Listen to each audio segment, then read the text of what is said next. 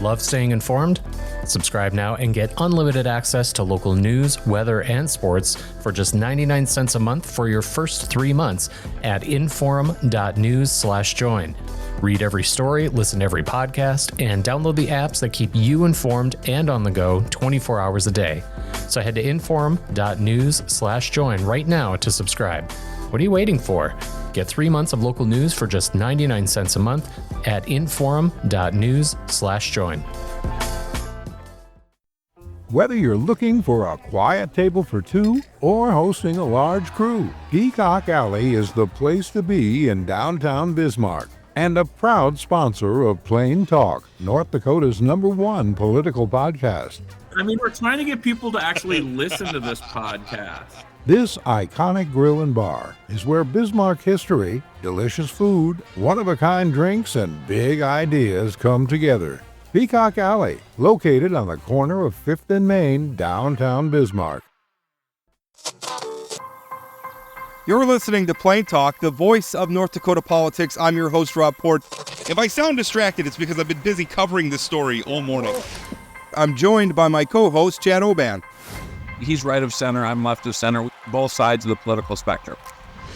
I think it's cathartic. I think it's a necessary and proper debate. I'm glad we're having it. And honestly, we have to do better. Okay, I don't know why I'm getting blamed for this, right?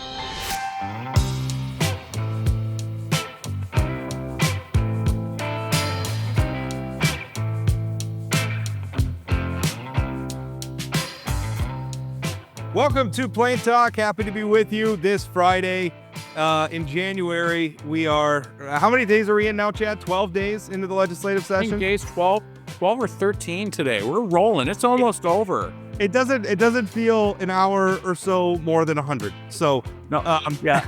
I can't decide if it feels like they've been in town for 2 days or 2.5 years at this point. But well, we are plugging along. And today we're going to be talking about an interesting bill. You know, I guess I've kind of watched other states that have had this debate over access to porn online. We all know it's there. We all know there's a lot of content on there that children shouldn't be looking at. There's also some content there that adults shouldn't be looking at either, frankly. But I'm not here to judge how people want to spend their free time. But I think when it comes to kids, we need to be making sure that it's just too available. I mean, even from when I was a kid, it's not the same world. It's a different world. It's so accessible. So what do we do about it? Is requiring some sort of age verification from these websites the right way to do it? Other states have tried it. I think we've yet to entirely see how those laws may end up in terms of how the courts view them. I feel like a lot of that's still yet to be settled. But here in North Dakota, we have a legislative session going on, and we have a bill proposed to look at age verification for those sorts of websites in porn websites, basically in, for the state of North Dakota. The sponsor of that bill is State Representative Steve Swiontek. He's a Republican from Fargo. Representative Swiontek, how are you? Great, thank you. Outline your bill for us. What does it do? Okay, well, what it requires is that for the specific adult entertainment sites that have 33 and a third more of adult types of things, such as pornography, would have to verify the age of an individual in order for them to enter the site. And then it would allow parents or whatever that if they felt it was inappropriate, that they could sue these websites for allowing their child to go on there. That's basically it in a nutshell. I know it's like an 8-page bill, but it kind of covers all the parameters and talks about the specifics when it comes to what they define as pornography or adult entertainment.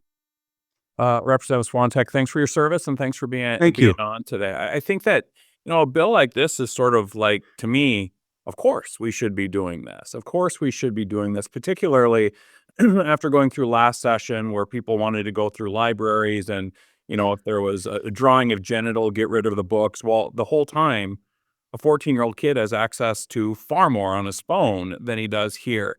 Are you getting support for your bill from those folks who historically have wanted to go through libraries and sort of clean those things up? Are they supporting this bill, or do you know?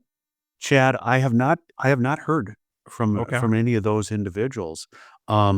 I think as the awareness becomes more prevalent, I think I'm seeing people from, Republicans, Democrats, moderates, independents, conservatives that are very interested in this, especially for those of us that have, children or grandchildren, that type of thing. Never in my wildest dreams at age 70 that I would be thinking about doing this type of bill. And nobody did approach me on this as far as saying, Steve, would you introduce this on our behalf or whatever? Just doing research over this the last 3 or 4 months, having grandchildren, boys, age 9 and 6, and a granddaughter, 12, and doing the research on it, I'm really worried and concerned where 75% of children at age 17 have stated that they have actually seen an adult website or porn site. And it's out there. And so I was looking at, okay, how can we do a bill that's appropriate and have the parameters there for minors, but yet understand that there's a constitutional right of free speech, that type of thing. And also factoring in like libraries. You mentioned that, Chad, about libraries in that area. Hopefully with the 33 and a third, that portion would take care of libraries and that type of thing. Because normally libraries wouldn't have anything greater than that. And kind of looked at it from the Utah. This really was based on Utah law and working with the Attorney General here in North Dakota and talking to him and his team as far as what is this a good one that based on his experience and knowledge. So how do we, I mean, it seems like one of the bugaboos, and by the way, I should point out that our governor, when we were having a debate back during the campaign last year, our governor brought this up kind of out of the blue. We didn't ask him about it, but he brought it up. This is something he's got kids at home still. So, as a parent, I think if you're a modern parent and you aren't concerned about this, you're maybe aren't doing your job because, the devices are everywhere. The internet's everywhere. And frankly, I want my kids on the internet. I want them doing Right. good things on the internet and productive Absolutely. on the internet. But this other content's out there. So the thing is how do we protect? One of the problems is always defining what constitute the sort of material that we don't want them to see. And that's always the bugaboo, right? And we have the famous, Justice Potter Stewart, who said, what is porn? I know it when I see it. That's the bugaboo. That's the tough thing. So yes, you have a percentage, 33 and a third. But what counts in that 33 and a third? Is it a picture of the Venus de Milo statue? Is it a Renaissance painting? I mean, I think we all agree what porn is to a point, but also when we went through some of those debates over the library bills or the book ban bills, I mean, there are people who think that a book referencing the fact that gay people exist is pornography. So how do we settle that? I think based on the bill itself, when you look at page 2, it gets pretty specific as far as what that video is or that entertainment shows.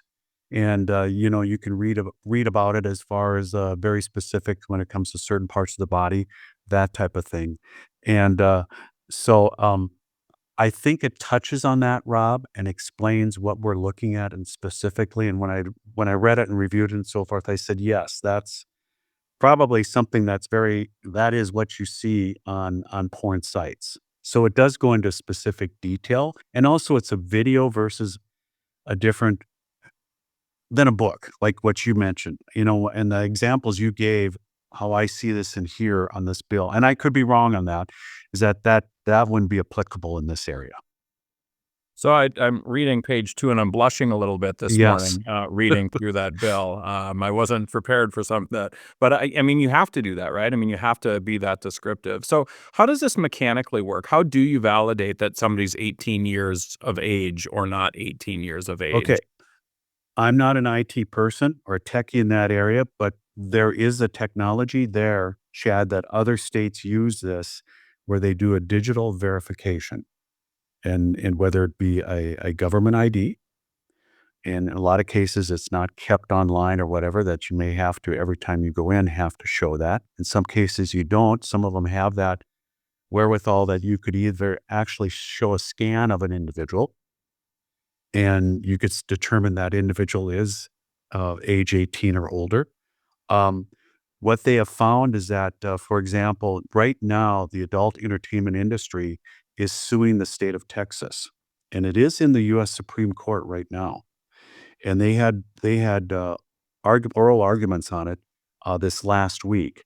And like I said, I'm not an attorney, but the Supreme Court was very sympathetic to what Texas is doing and referenced that there is the technology out there and there is a state's issue of protecting minors in that area. And they talked about the technology that's available.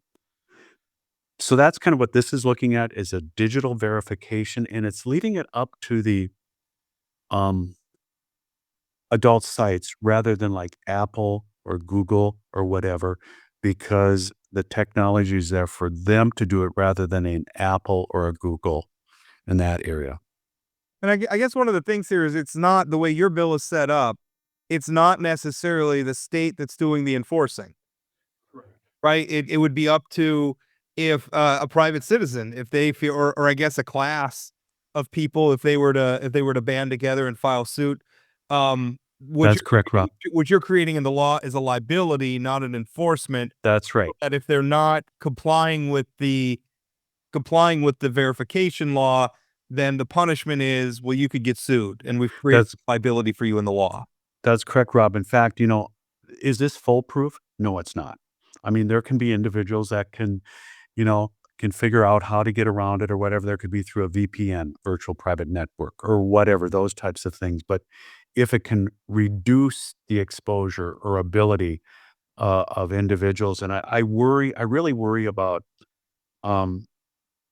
boys, in that age. We're seeing now statistics showing that 8-year-olds and 10-year-old boys are seeing this.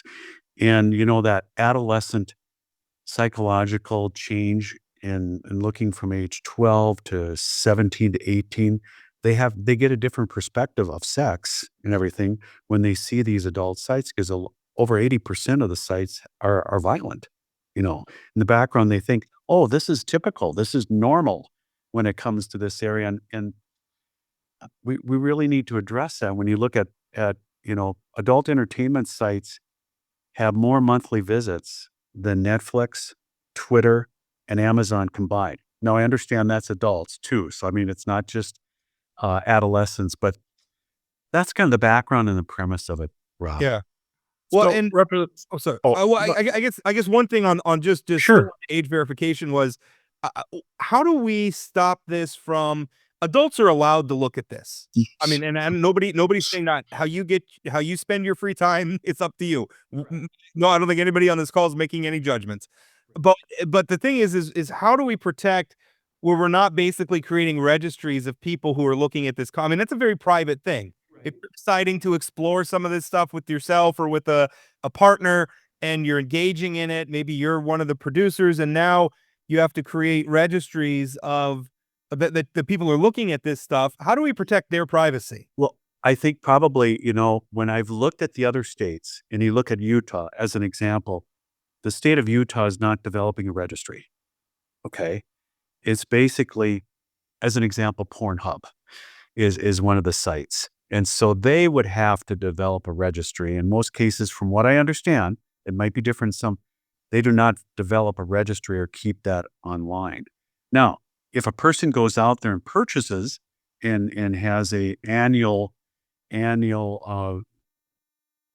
plan subscription for this area, I'm guessing they probably have a registry there already as far as credit card information. Right. Mm-hmm. Yeah. So you had mentioned that you're not an attorney. I just want you to keep your hopes up. There is a bill that's coming through that after the end of this session, you'll be able to sit for the bar so you can keep the dream alive. I was just, yes, that's very true. I'd have to serve here 4 years so I could put up my shingle back home in Fargo, and, hopefully you two could be clients as well. Very good. Well, Rob needs a lot of attorneys, so that'll work. It's a well-paying gig. So from time to time, I do. Yeah. How are you feeling about the prospects of this bill? I mean, obviously it hasn't had its hearing yet, but I mean, it's great bipartisan sponsorship. It seems like, to me, if we can do this, if we can protect people of age, that it seems like it's a no-brainer. If we're already doing it in other states, how are you feeling about the prospects of this? Chad, I'm very encouraged. You never take anything for granted. But, I really reached out to, as you said, a bipartisan group. And, you have some conservative individuals on this. You have some individuals that are more moderate to liberal. And they were very open and receptive to the idea that, we have to address this and we have to deal with it without having government intervention by the state of North Dakota. But is there some unique things that we've learned from other states that can make this applicable? So I really am encouraged by it. And I do have a passion for this one as far as trying to make a difference if we can. Is it perfect, Chad? No, it's probably not. And working with people, you know how legislation is. You want to work with and make it for the best interest of parents in North Dakota or guardians of kids in this area.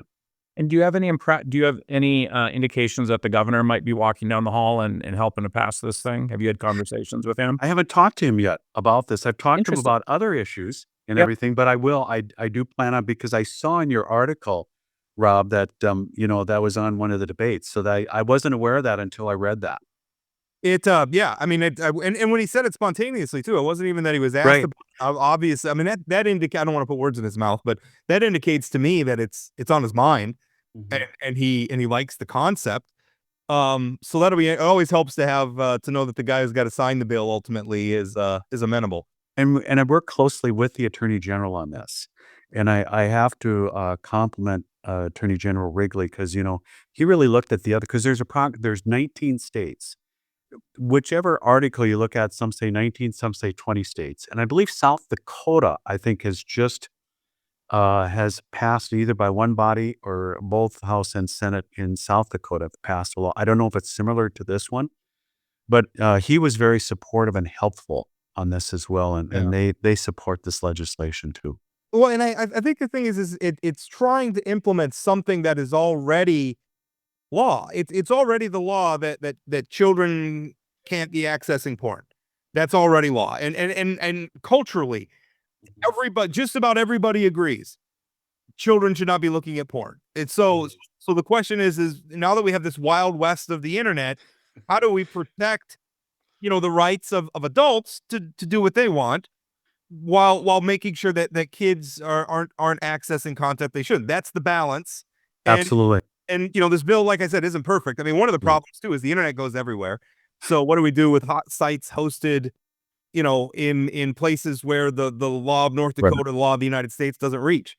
And Rob, one thing, you can be one step ahead of it, and then here a month or a couple weeks later, you may be 2 steps behind because of what technology has done and changed. They are. Innovative. And particularly in the porn industry. I don't know. I'm actually kind of fascinated by how much technological advancement, like online credit card transactions, started with a porn industry innovation. The VHS porn industry innovation. I guess it's the law of supply and demand. And you know what, Rob? What I found very concerning is that I've been mentioning about boys, adolescent boys. They're starting to see a large trend of young girls that are going into this, and they're getting the idea that this is the norm as far as how sexuality is and things like that. And, we want parents involved with that role and others, or guardians if possible, hopefully, but it is concerning. And hopefully this is a start. This is something to look at, and we can try to address it from North Dakota's perspective.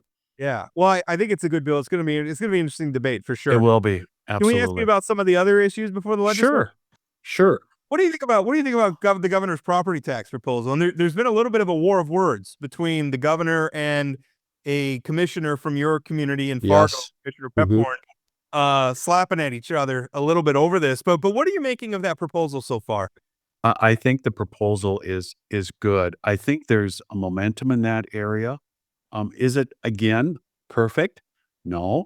But yet, when I look back home in Fargo, I think about what we have gotten from Prairie Dog program, from, the governor's proposing additional funding for Grand Forks, Fargo, and Dickinson airports. When you look at all the additional funding that we have, we haven't raised state taxes at all over the years. In fact, it's been reduced. Now, I understand we have the oil, which has been very beneficial, but I think, we all are challenged in this area, and what can we do better to be more efficient and so forth. And I think that, people may be critical of it, but unfortunately, I haven't seen any suggestions that they've come up with and say, okay, how about this alternative?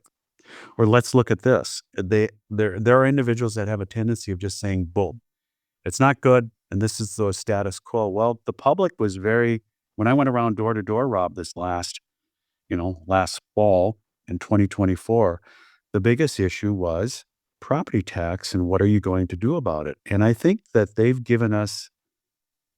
provided us a pause to sit back and see what is the best way and how can we address this issue. And if we don't do it, I think there will be another initiated measure. Could it be in 26? I don't know. But then it'll be out of the hands of the legislature. And then, and the reality is it's going to pass at some point, right? Sure, I mean, as right. the chair of the No on Measure 4 campaign, I'm not ready to go through this again. No, I'm not either. I think the proponents of Measure 4, they got the message across, and if the legislature and the local political subs don't hear it, they're pretty tone deaf. In my Right, I would agree. So, Representative Swiontek, you're back after taking a big break. This is your second session. When did you serve the first time? Was it in the 80s? I served from 76 to 84. And so tell us about the differences between 76 and 84 and 20 in Sure. this term. Chad, I think when I was first elected in 76, I think I was 22. And that was the first year that the U.S. Supreme Court had ruled that we cannot have multi-districts. So, for example, in Fargo, Cass County, you could vote for 10 representatives and 5 senators. The U.S. Supreme Court ruled that unconstitutional. I believe John Kelly, Representative Tish Kelly's husband, he was on the court, went to court and they ruled that unconstitutional. So that was, and I think that was in Grand Forks and Minot had that multi-senatorial districts.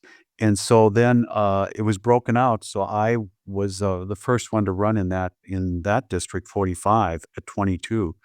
Our first session in 77, we had 50-50 in the House, 50 Democrats and 50 House members. So and a little different now. I kind of look, Chad, at what Minnesota is doing, and they weren't even able to settle. But we got it done. We had Dick Baucus, Democrat leader, and Earl Strinden, and it got done. Yeah, there was give and take, and we pressed on, did the business. In 79 session, we had 2/3 control of the House and Senate. In 81, we had 2/3 control, but with a Republican governor. Previous to that, it was a Democrat governor, Art Link. My last session, we were in the minority in the House. So I've dealt with all the different perspectives, and one thing I learned from that is you got to work with people. Civil discourse and working with people from all walks of life and from political party. Technology has really changed, Chad, from when I was here those 8 years to now. You had the huge bill book.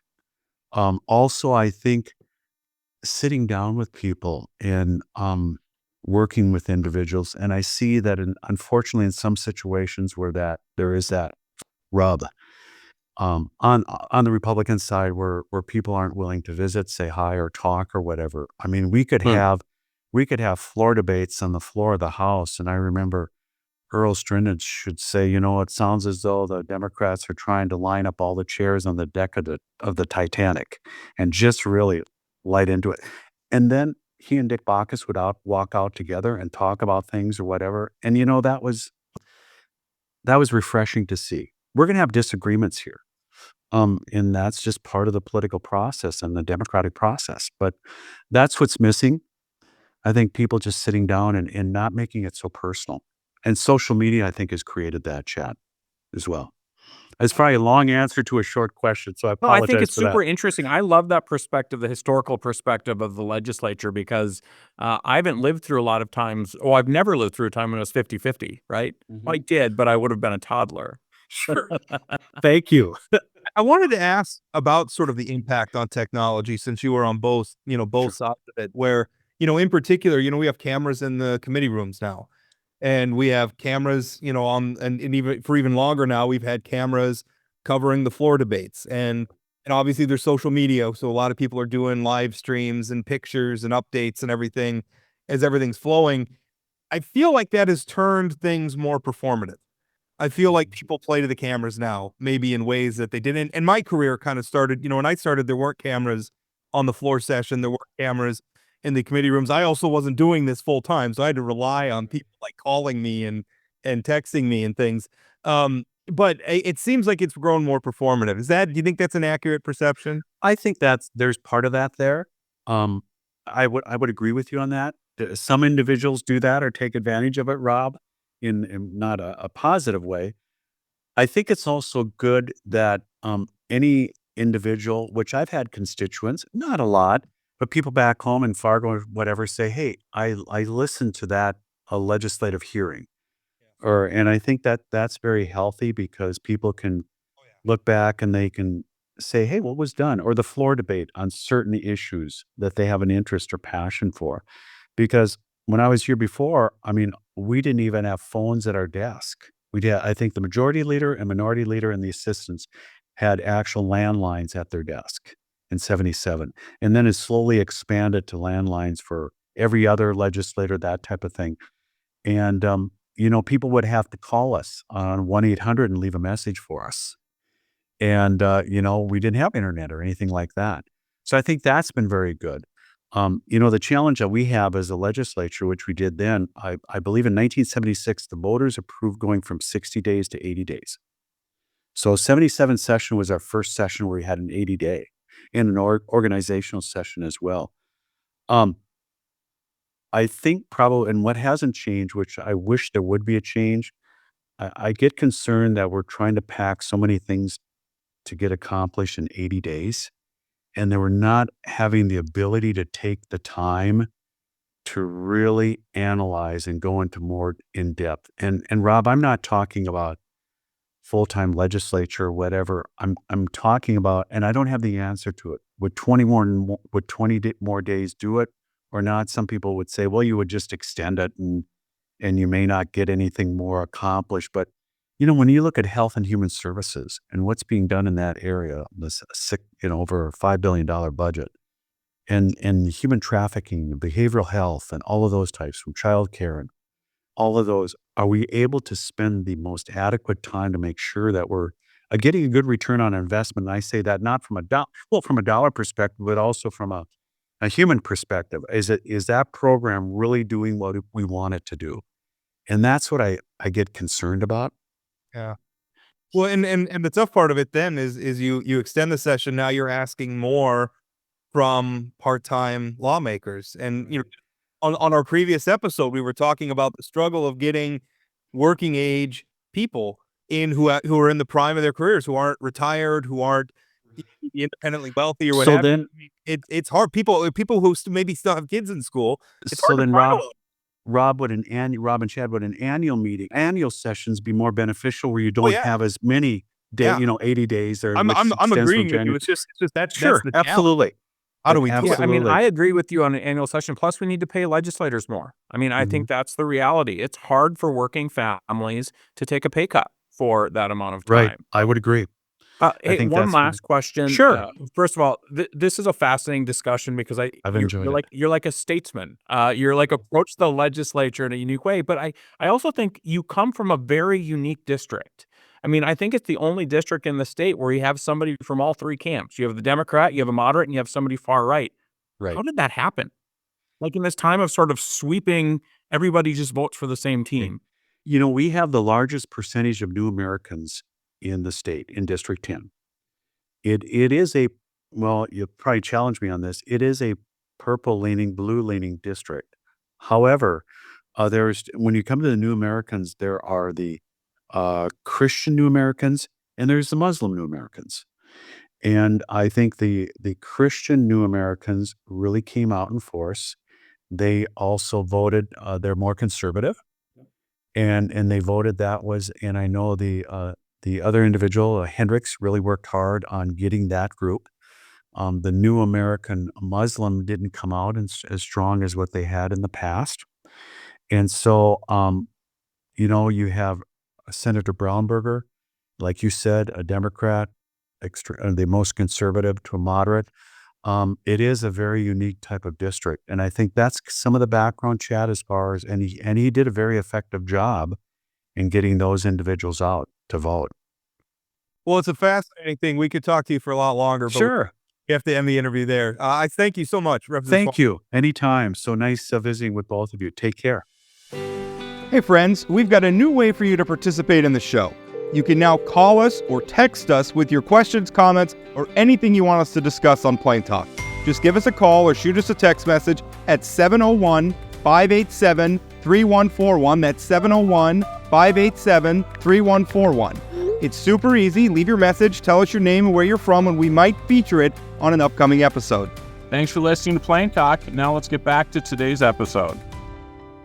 Welcome back. Just finished up our interview with State Representative Steve Swiontek, which by the kind of diverged into a place I did. Chad, I loved your question, just kind of asking about, the history of the legislature and how much things have changed. That whole thing about multi-districts, which I knew at one point and had forgotten about.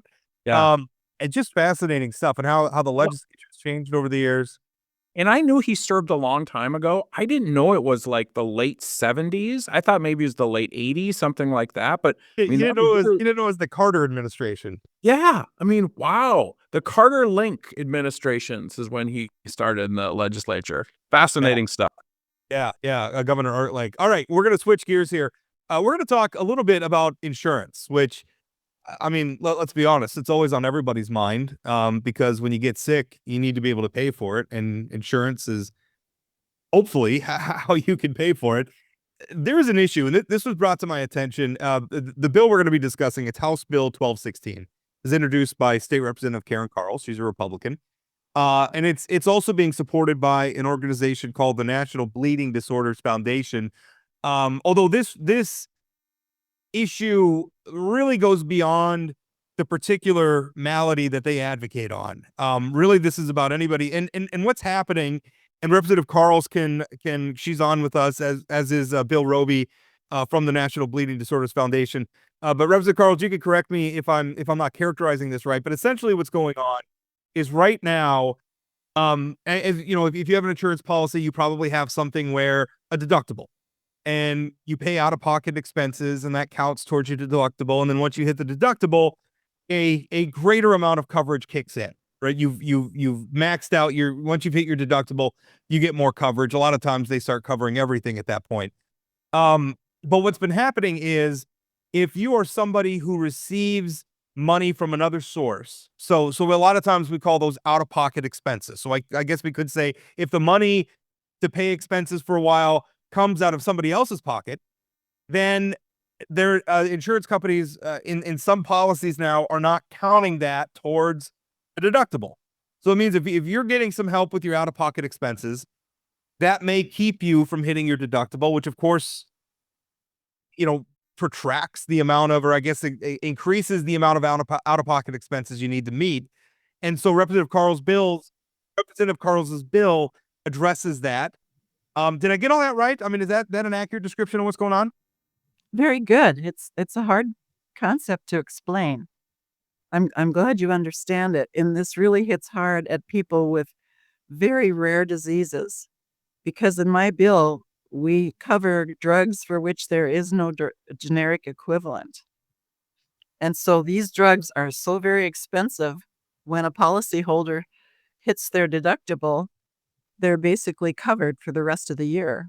And they meet that deductible in the first month.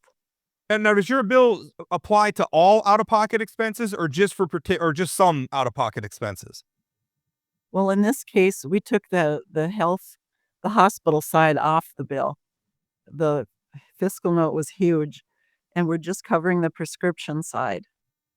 And a lot of times, now I come from the cystic fibrosis world. My husband was director of their association for 31 years. And oftentimes when they are on the drug that really helps them, it really cuts down on the medical side. So the prescription side is really the important, huge amount. Now, before we get too far into this, there's kind of an interesting story about how this issue came to your attention. And kind of, I mean, the way it was described to me is, it just, we've been talking about the citizen legislature, and I think this is just kind of the quintessential story of the citizen legislature. You ran across a constituent at a grocery store who told you about Right. this. It was a chance meeting at a grocery store. And I'm asking her, "Well, how are you doing? How are you?" And she said, "Well, I'm on Trikafta. I'm doing fantastic. But when I went to pay for my first month's supply this year, they took my $5,000 gift card that had been given to her by the drug company that manufactures this drug to help her. And oftentimes, drug companies do this. They will help cover that deductible. Well, her specialty pharmacy, which she had to drive to Fargo to pick up, took the gift card, used it to pay for $5,000 worth of the medication. And then later, the insurance company notified her that she has not met her deductible. So therefore, next month, she has to come up with.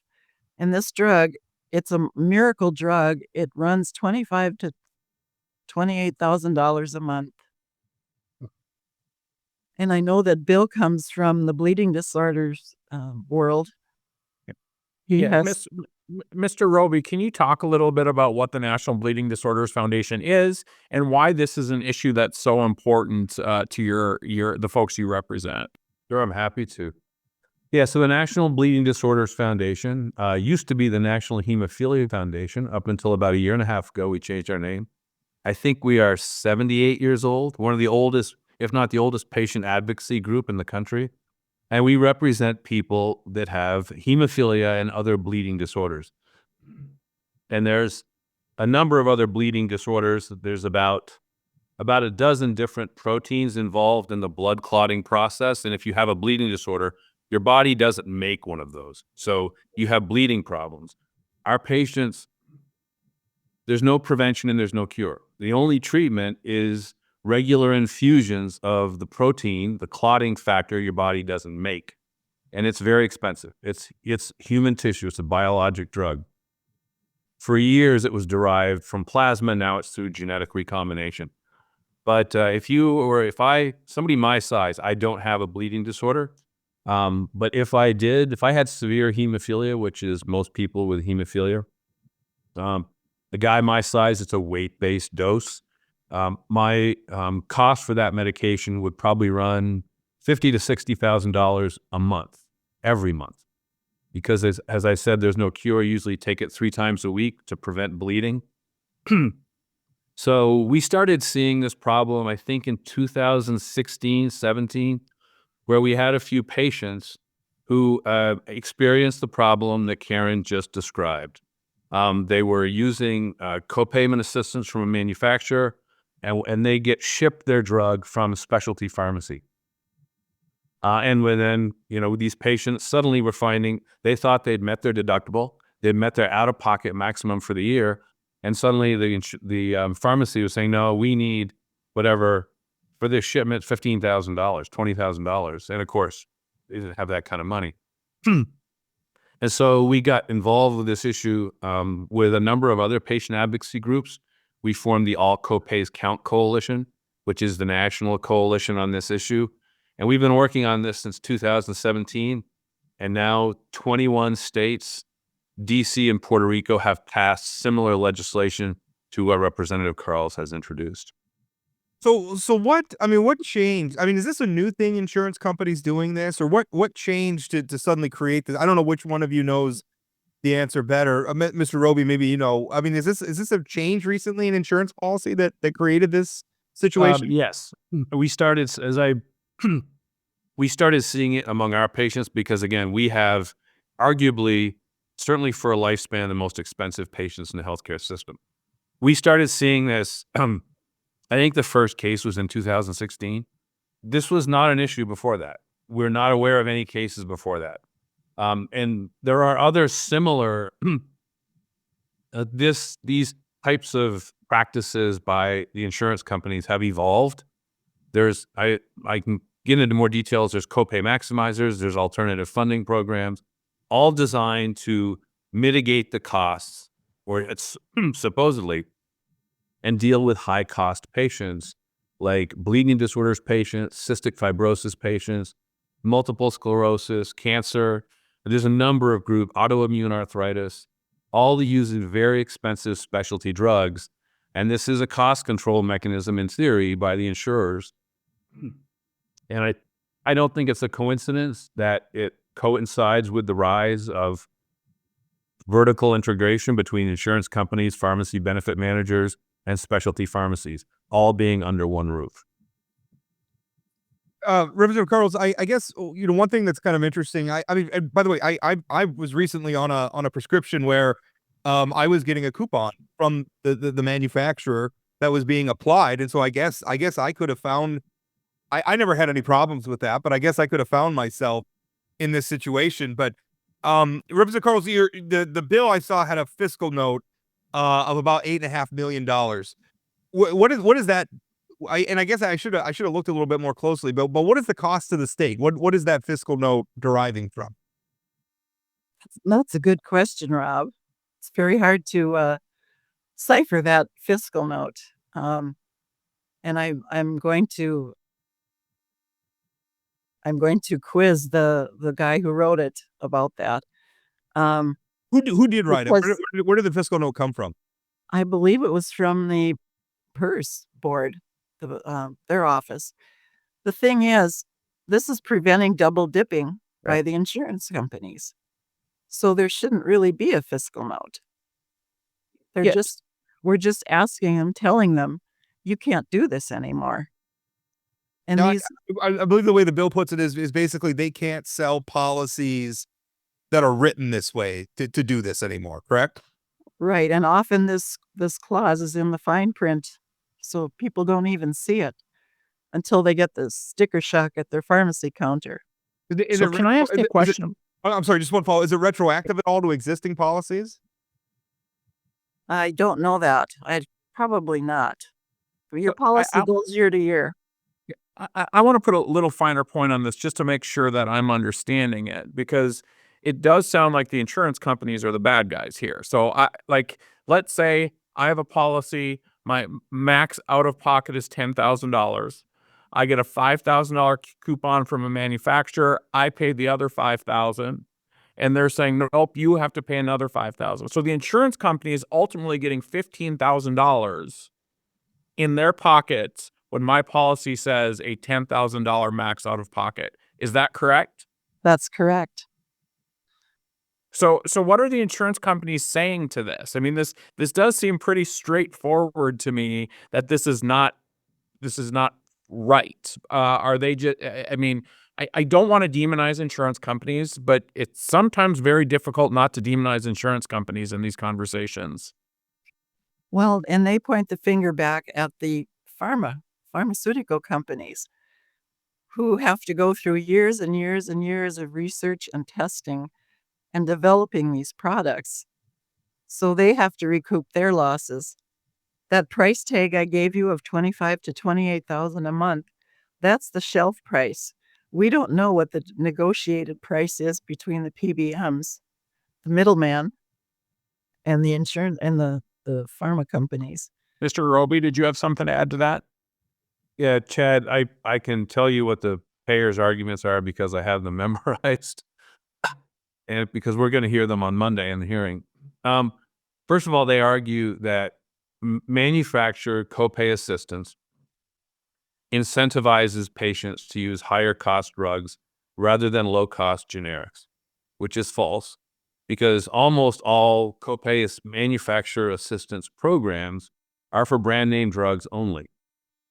So, which is not to say that generics are necessarily cheap themselves. I have a friend here, I live in Oregon, who's my age.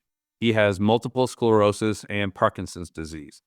He is on a generic medication. He's been on a few different medications for MS, including brand names. He's on a generic. It's still $13,000 a month, and he uses assistance for that.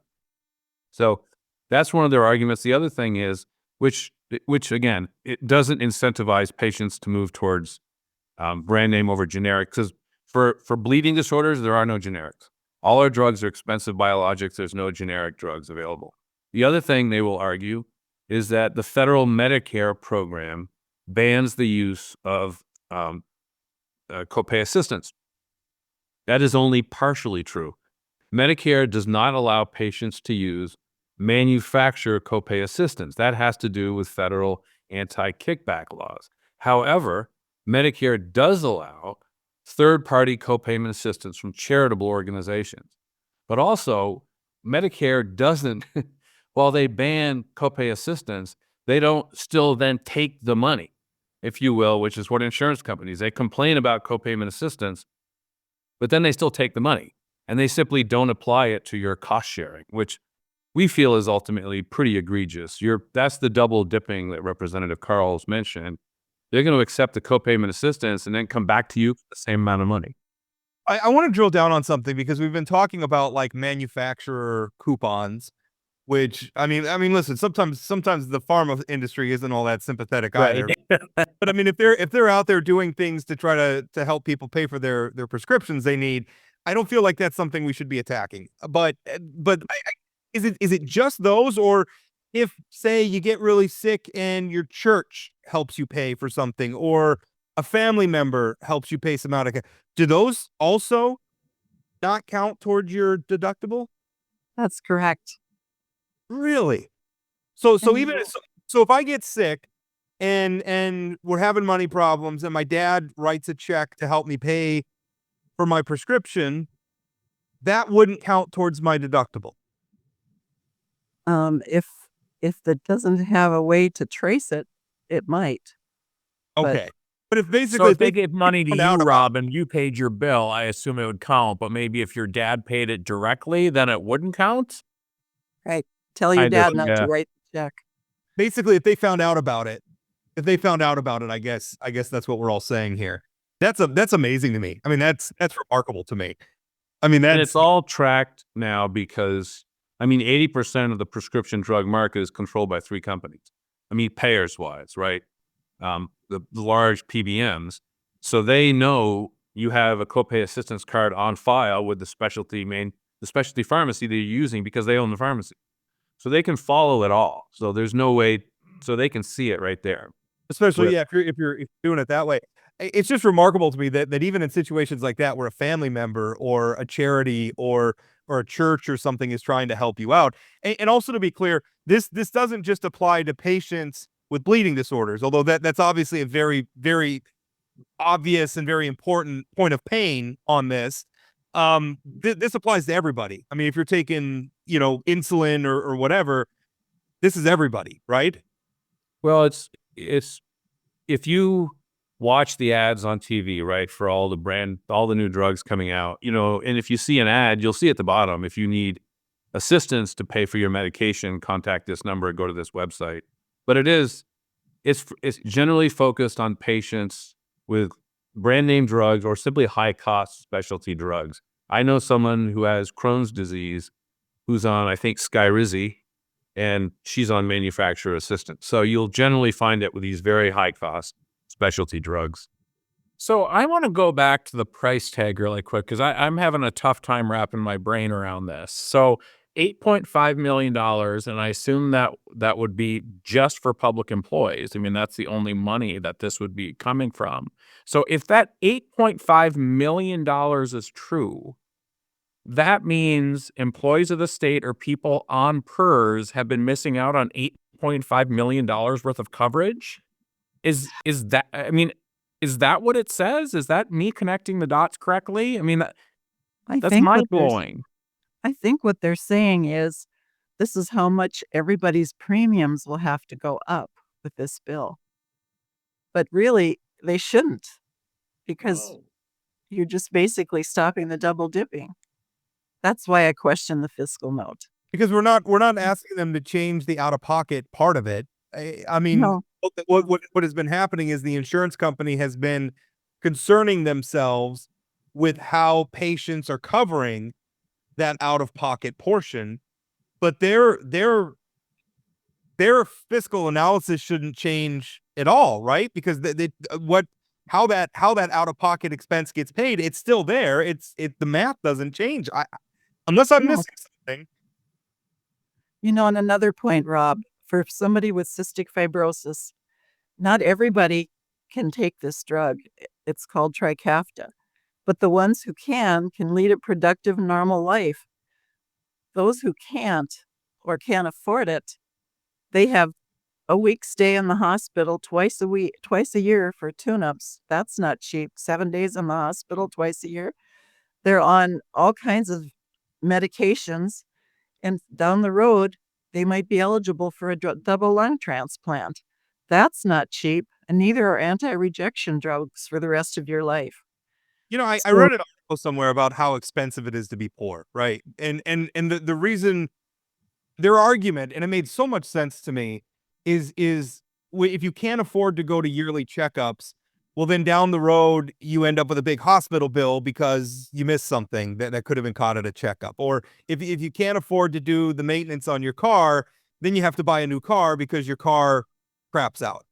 And that's kind of seems like what we're doing, right? Like we're gonna save a nickel, and it's gonna cost us $100. It doesn't seem like a long-term strategy. And listen, I am a conservative capitalist, and this has got me incensed. Like I'm ready to grab the pitchforks and torches, and So, because this Bill, is you work, infuriating. Bill, you work for the National Bleeding Disorders. You mentioned that there's 21 states who have already done this. Why isn't there a federal solution to this? Why don't the feds just take care of this? Well, we've been working on that one for 4 years too. I mean, it took us 4 years in some of the states to get it through. It didn't all happen at once. Yeah, we have a bill. We've been running a bill in Congress now. We'll be reintroducing it this year. Last year it was H.R. 830 and Senate Bill 1375. We get bipartisan support in the House and the Senate. How about North Dakota's delegation? What's that? How about North Dakota's delegation? Where were they at on it? I don't think anybody, I should know this, I don't think anybody from North Dakota was on the House bill last year or the Senate bill. That doesn't mean they wouldn't support it. They just didn't sponsor it. Right, they didn't Yeah, but sponsor it. let's get them on the bill. Get them on the bill. Well, we're gonna work on that. That's what I mean.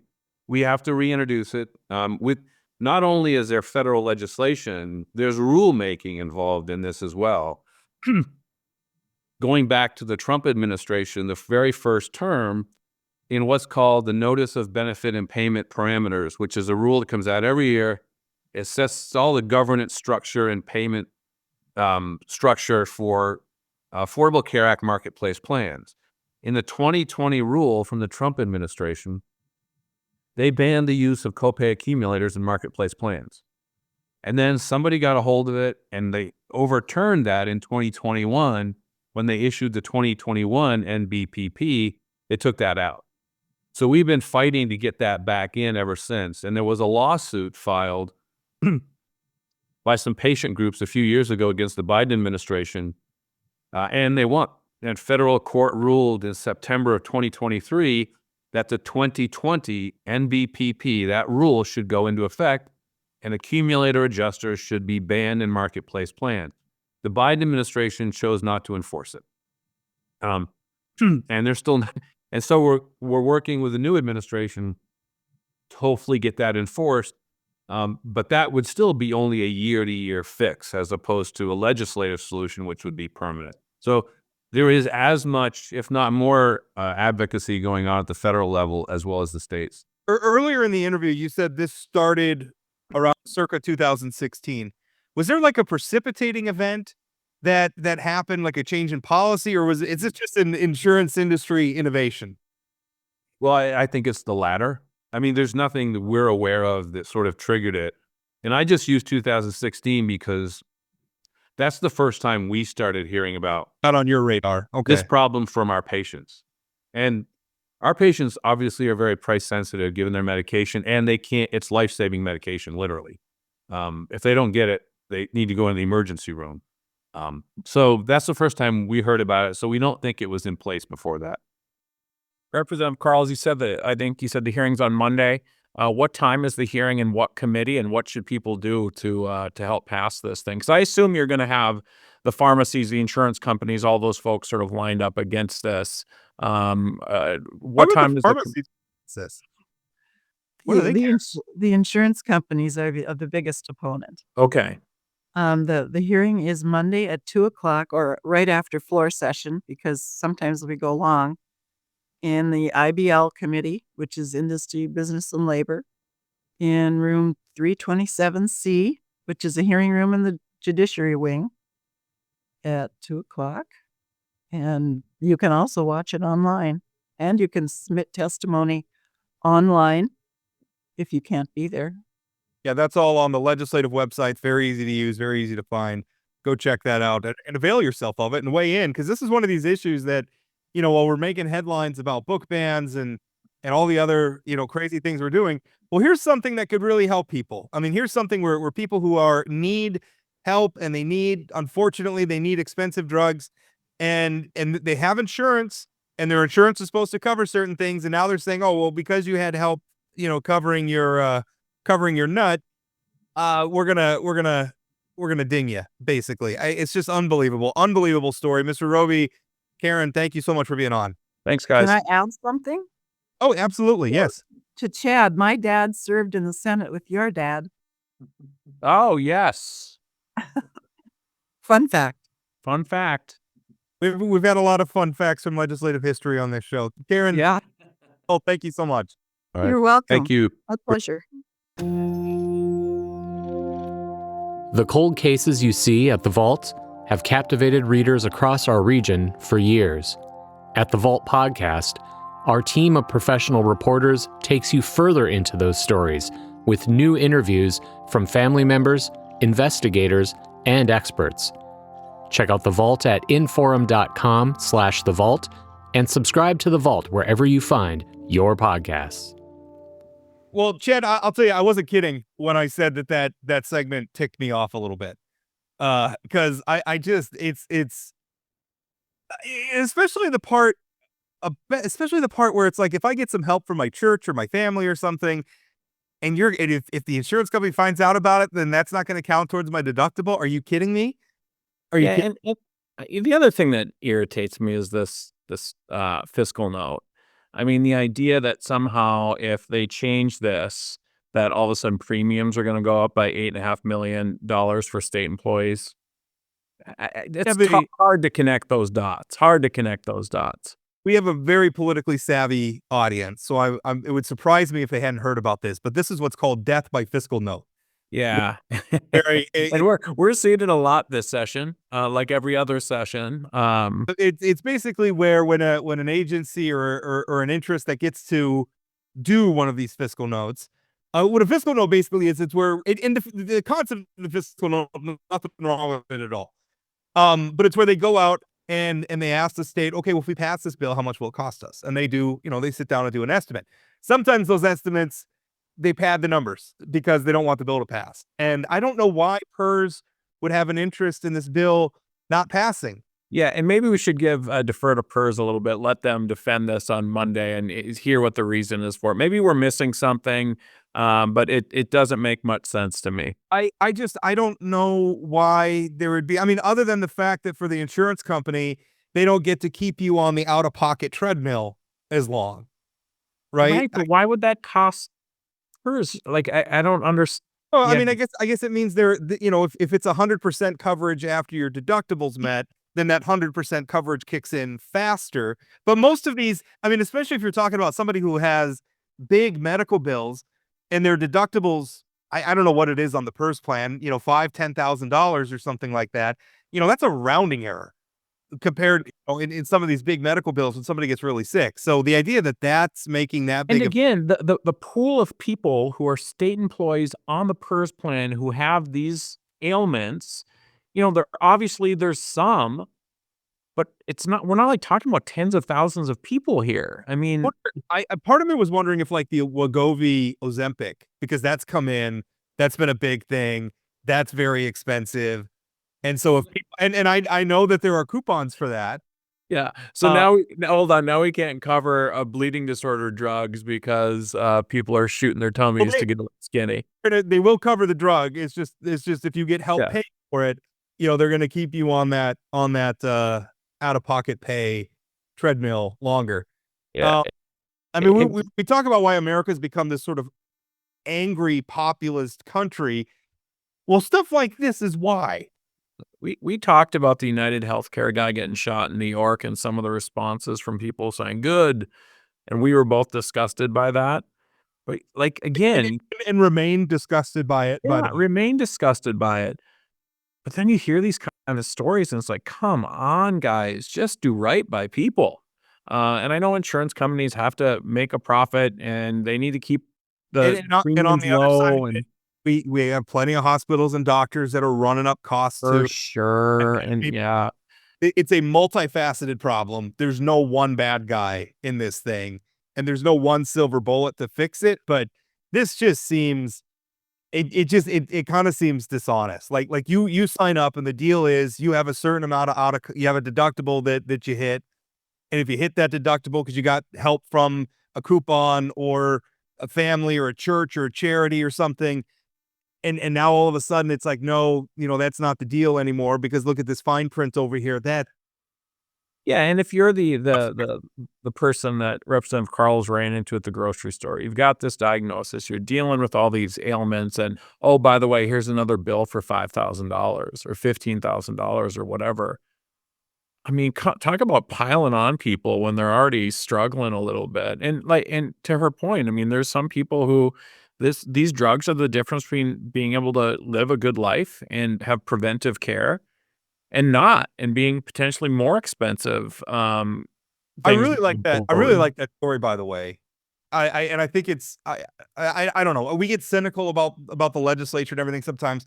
Well, here's a lawmaker who heard about a real problem in a grocery store from a constituent. And now it's turned into a real bill that hopefully is going to get some traction. We'll see what happens for it, but Representative Karls is doing her part, and kudos to her. That's a great story. You know what surprised me from our first interview? It was a really good question that you asked. Is because every year we get the culture war bills, and we've talked a lot about them, and they're very upset about what might be happening in our libraries and our schools and everything. I looked at the list of sponsors on Representative Swiontek's bill for this, which is an issue. I mean, I saw some Democrats and some liberal people on there, and I certainly saw some moderate Republicans who I would put Representative Swiontek in that camp. I didn't see any of the culture warriors on it. So, Murdahl's there, Fisher's there, so there's a couple, but I mean, but neither of them are really pushing the culture war stuff. They're probably seen as being in that camp. But no, I mean, they're missing, right? They're more concerned about an anatomy book Where's being where's Bismarck Matt? High School. Where's Matt What's that? Heil? Where's Representative Matt Heilman? Where's Yeah. where's Senator Keith Payne? They're not there. Yeah. But yeah, more concerned about an anatomy book at Bismarck High School than 14-year-old accessing hardcore porn on their phone. I mean, come on, guys. I'm afraid some kid's gonna read Henry Miller or Madame Bovary or something. Yeah, and could you imagine if they read a story about two men being in love? Right. Right. Yeah. Brokeback Mountain was based on a very good short story by Annie Proulx. If I could recommend it, it's actually part of a whole set of short stories, Western cowboy stories out of Wyoming. It's fantastic group of stories. Anyway, if I can entertain my literary predilections for a moment. I was that kind of amazed me. I think that's an interesting debate. I'm not sold that bill's the right way, but I guess I'm open to it. I don't. I mean, we got to start somewhere, and I think Representative One of the things I was thinking about is how do you regulate gambling, like sports betting in other states online? There has to be some way to do that in sort of a clean way. So, like, this concept is not a new one to validate age online. I think your question about people over the age of 18, what does that mean in terms of a database of folks who are going to this thing? I saw some people online sort of chattering about that. Should be a concern, but I mean, we can do these kind of things. And he had a good point too, though. I mean, there's plenty of people that adults who sign up for explicit content online, as is their right, and they pay for it. And I guess that's a database, right? Yeah. And this isn't a government database. What this is doing, it's not the government coming in and saying, you have to register for us. If you're an adult and you're choosing to access this content, you have to give them some ID, and that's maintained by the company, and a company that's already, I'm assuming, I guess, depending on their business model, is already maintaining a database of people who have paid them to access the content. So, I guess that makes sense. I mean, maybe that concern's overblown, but we'll see. There's got to be something that we can do.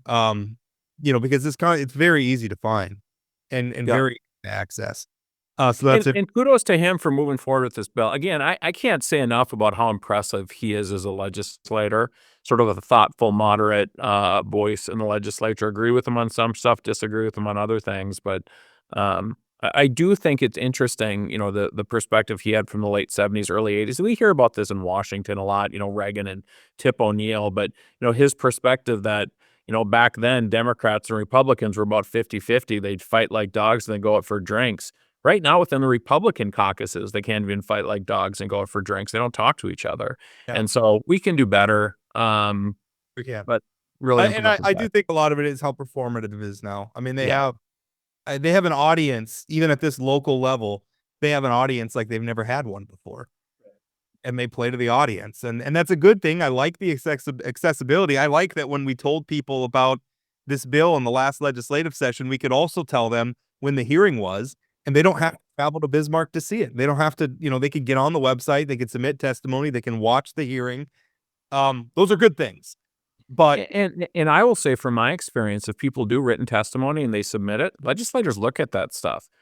Particularly if they're not on the committee and a bill comes to the floor and they're like, oh, I need to learn really quick, sort of the two sides of this thing. They'll go to written testimony and say, okay, this is what the proponent said, this is what the opponent said, and make a determination. So I'd really encourage people to do that. They don't have to be here.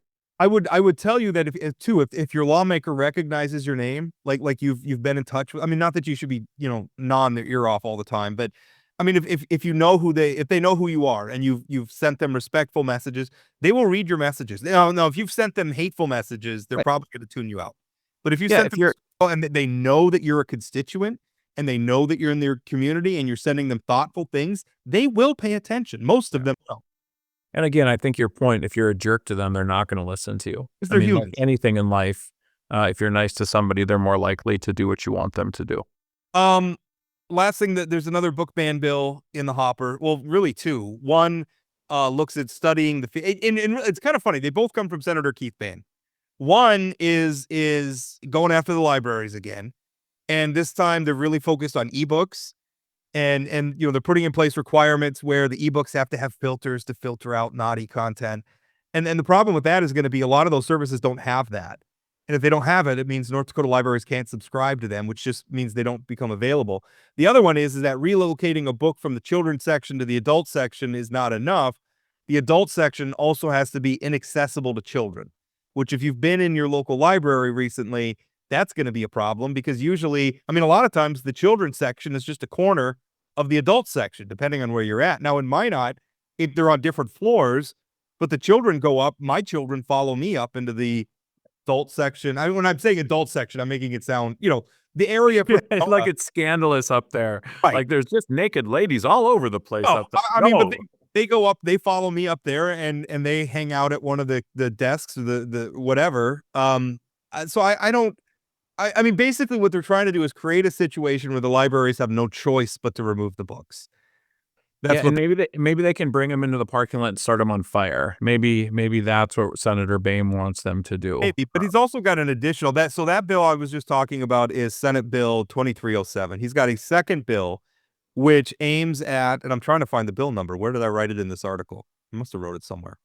But he's got a second bill that's essentially Senate Bill 2278, and essentially it studies the feasibility of libraries maintaining copies of books that have been edited to comply with sort of modern, and I think the language he uses, to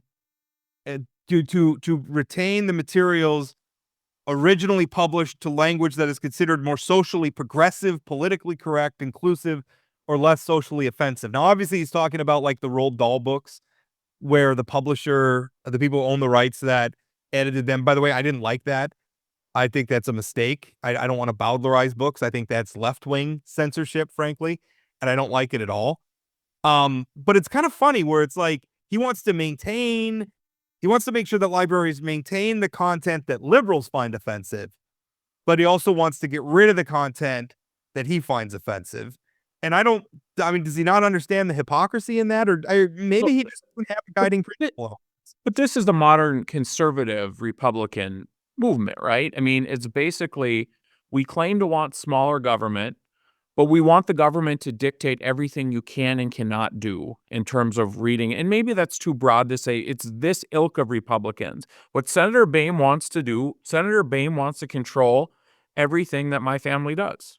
What we can read, what we can think, where we can pray, what we can do with our bodies, all those different things. That's what they want. They want us all to think the same. They want us to go into a school and have the 10 commandments up in the wall, and they think that's going to solve every issue. If they had their red day, we'd all pray. We'd all walk in to pray and all feel the same way. That's not conservative, Rob. Having the state dictate a religion, what you think, what you can see, and all those different things. I mean, I've said it before. I'm these big government Republicans. I've had enough. I've had enough. Just stay out of my life, man.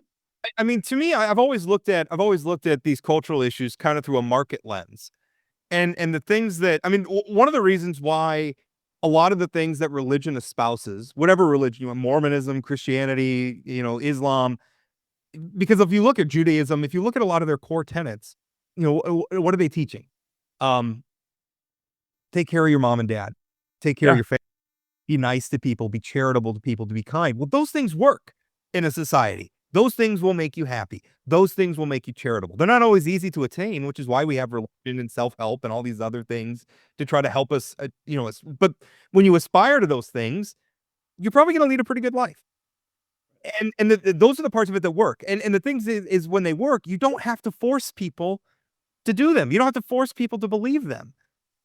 So I'm never in favor of forcing my worldview or my point of view down other people, because if I'm doing it right, they should be attracted to it because it works.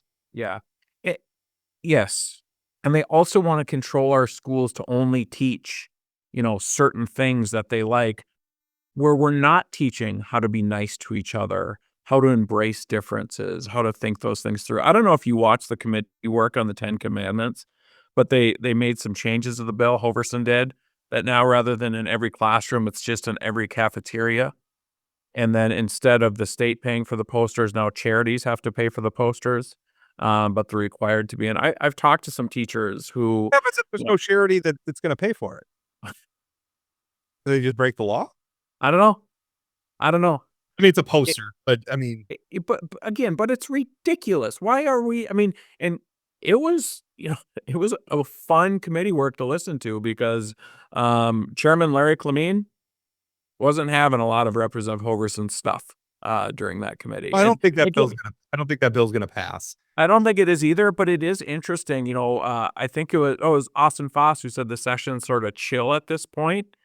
I can feel it becoming a little less chill as these social issues are really starting to irritate the normal Republicans. There was a bill I watched briefly this morning where it was and I'm forgetting, it was Representative Heilman's bill, and it was one of those sort of Ron Paul it was basically that the North Dakota National Guard, we would not deploy them to a U.S. war that hadn't been officially declared by Congress. And they had some guy on. It was great because Representative Heilman testified, and then he had a guy from a national group, kind of a Trumpy group, and this guy was going off. Says, Pete Hegseth, supports this, and Rand Paul supports this, and it was great because at the end, I just caught it, and I'm forgetting. It's the chairman of the House GVA, Austin Shower. Austin Shower, that's right. Austin Shower was having none of it, and basically said. The laws of North Dakota are not set by Pete Hegseth or Rand Paul, and just moved on. Which, by the way, after that, Representative Jeremy Olson, who was I guess I don't know. He served active duty in the Army. He served in the North Dakota National Guard. Graduate from West Point. Yeah, I was gonna say he's West Point. Yeah, West Point graduate, got up and testified against the bill, and the juxtaposition of Matt Heilman, who is a few years removed from high school, and a career military man who graduated from West Point. And by the way, who testified after Jeremy Olson was the Brigadier General of the North Dakota National Guard. And then didn't Dorman then stand up too? I didn't watch that. Okay, I think he did. The former head of National Guard, now in the governor's office. Right. So just remarkable. I guess my point being, when you're talking about the tensions wrapping up a little bit, that's get some of it. I think people get tired of having with all the bills, and we talk about, I mean, there's a lot of important work to be doing. Representative Karls' bill is an important bill that deserves work. But it's like that has to compete for time and resources with the 10 Commandments bill, and that is How are we going to fund the public defenders? I mean, there's so many different things that we should be spending time on here.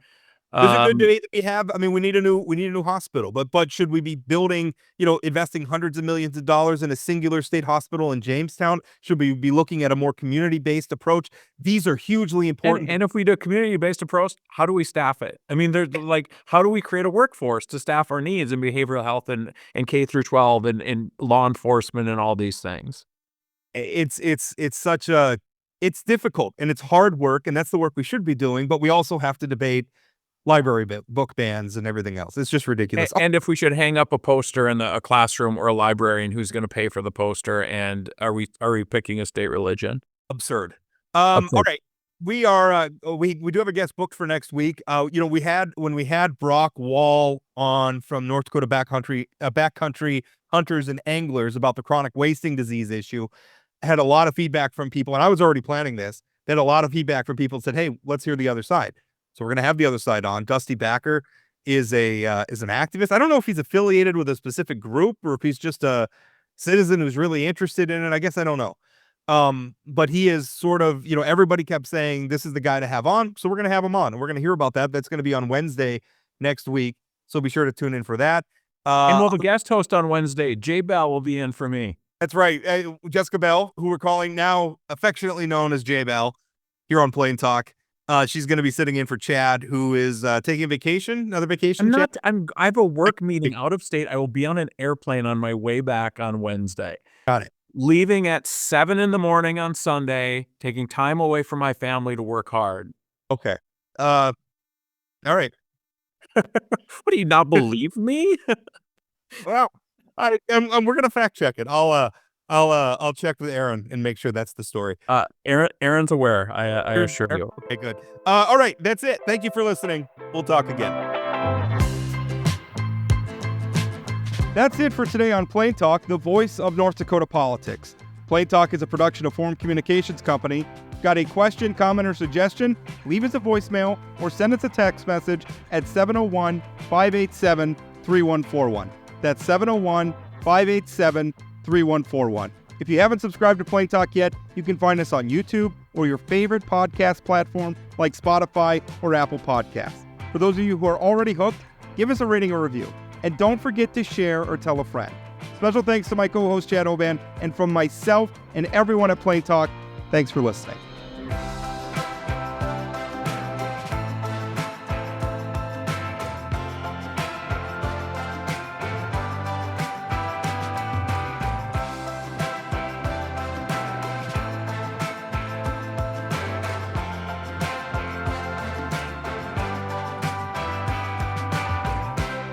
If you're nice to somebody, they're more likely to do what you want them to do.